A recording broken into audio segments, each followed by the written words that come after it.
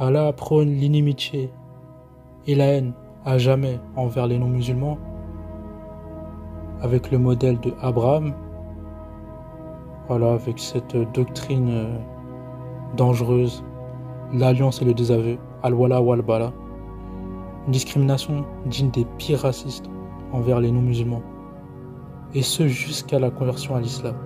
Et tout ça alors que c'est Allah lui-même qui nous destine à ne pas croire en lui. Alors ça n'a absolument aucun sens. J'irai même plus loin. Thorfinn de Vinland Saga est bien meilleur qu'Allah, car Allah autorise la pédophilie, l'esclavage, et est prêt à répandre sa doctrine par la force, s'il le faut, avec la notion du djihad offensif. Et il a pour ennemi de simples humains qu'il a lui-même créé et prédestiné à l'avance. Alors que Thorfinn, un simple personnage fictif qui est un viking repenti, est conscient qu'il n'a pas d'ennemi et règle les conflits par la discussion et la non-violence en prônant un monde sans esclavage et sans guerre. L'islam se présente comme la religion de la vérité, mais condamne à mort les apostats en terre d'islam car ils rejettent l'islam. Mais s'ils apostasient, c'est par la volonté d'Allah. Donc Allah condamne à mort les apostats, alors que c'est Allah lui-même qui a écrit leur destin 50 000 ans avant la création et les a destinés à être apostats. Hormis cela, donc en terre d'islam, les musulmans n'ont aucune liberté de conscience, vu qu'ils n'ont pas le droit de développer de l'esprit critique à propos de l'islam.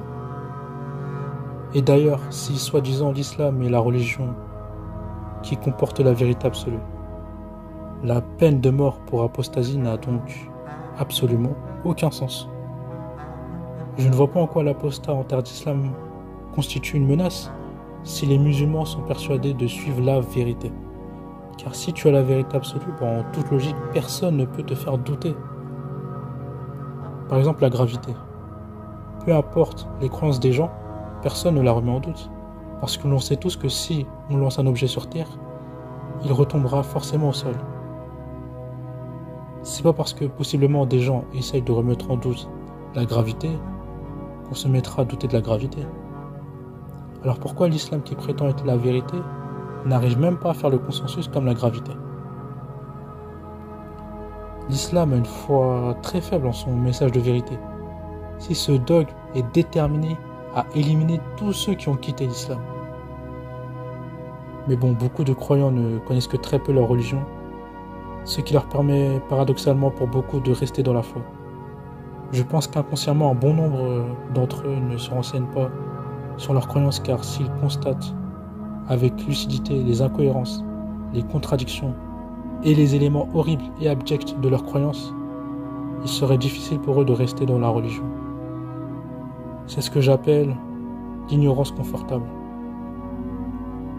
Et en plus, ne même pas envisager que des êtres humains aient eu l'idée de se faire passer pour Dieu à travers des écrits, soi-disant révélés pour contrôler la masse et asseoir son pouvoir pour un temps illimité. Franchement, ne même pas y penser, c'est vraiment être naïf par rapport à toute la noirceur de l'être humain. Toutes ces religions existent et perdurent grâce à l'absence de manifestation de la potentielle source créatrice de toute chose. On cherche tous à savoir qui nous a créés, nous les humains, ainsi que tout ce qui compose l'univers. À un moment donné, on se pose tous la question existentielle de quel est le sens de la vie. La nature ayant horreur du vide, les humains ont donc essayé d'interpréter Dieu selon leur vision et ont inventé des croyances sur toute la surface de la Terre. Des croyances répondant aussi à des peurs qu'on a tous, comme la peur de la mort et de notre finitude en promettant une vie après la mort. Dieu est un mot magique. Les gens se soumettent sans poser de questions et sont capables des pires choses s'ils pensent agir selon la volonté de Dieu. Les gens acceptent tout au nom de Dieu. Et ceux qui ont créé ces sectes l'ont très bien compris. Fait très étrange, alors que les faiseurs d'images recevront le châtiment le plus dur le jour du jugement dernier dans l'islam.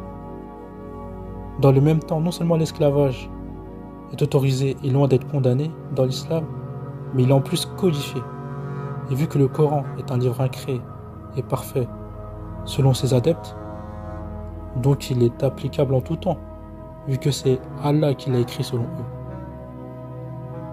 Un crime contre l'humanité ça passe, mais par contre, décennie t'octroie le châtiment le plus dur le jour du jugement dernier. L'islam interdit presque toute forme d'expression artistique, car tout art qui fait concurrence à Allah aura le pire châtiment le jour du jugement dernier.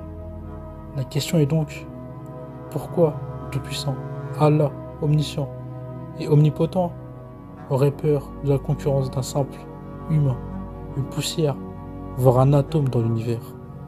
C'est parce que l'art est une véritable menace pour une doctrine obscurantiste. Les messages que l'art peut véhiculer, tels que l'ouverture d'esprit, la liberté, l'esprit critique, la philosophie, des visions diverses du monde autres que la doctrine, ou même simplement le fait de ressentir du bien-être ailleurs que dans la secte. Avec tous ces facteurs, petit à petit, les adeptes s'éloigneront jusqu'à à force quitter la religion. De toute façon, ce Dieu est tellement incompétent qu'il est obligé de générer la peur aux gens pour qu'ils le prient. C'est entre autres pour ça que l'idolâtrie est un péché grave dans ces religions, car la réalité c'est que Dieu se fait voler la vedette par des stars et des œuvres artistiques qui sont plus vénérées que lui. Et personne ne les y force. Ils le font de leur plein gré et par pur plaisir. Même la plupart des croyants passent plus de temps hors que dans la religion. Car la réalité c'est que la foi est une corvée pénible pour la plupart des croyants. Dieu ne fait pas long feu face au génie humain. D'ailleurs, personne dans ce monde n'a vu une manifestation physique claire, distincte, évidente et sans équivoque des soi-disant dieux des différentes croyances dans notre réalité. Susciter la peur a toujours été le moyen le plus efficace pour avoir le contrôle sur la masse. Ce qui explique donc tous ces détails sordides et ces menaces constantes et sans cesse à l'enfer dans le Coran et la Sunna. Même le doute est condamné, étant interprété dans l'islam comme des waswas du shaitan, des chuchotements ou des soufflements du diable pour inciter au mal, ou des esprits d'incrédulité dans le christianisme. Donc, même oser réfléchir, c'est diaboliser. Alors que l'art et le sport est la meilleure chose qu'on ait créée. Ces domaines réussissent à faire ce que les religions n'ont jamais réussi à faire. Rassembler tout le monde, et sans distinction de croyance ou d'ethnie, en les fédérant avec du plaisir, en partageant la même passion. Si seulement on pouvait comprendre qu'en fin de compte, on est tous les mêmes,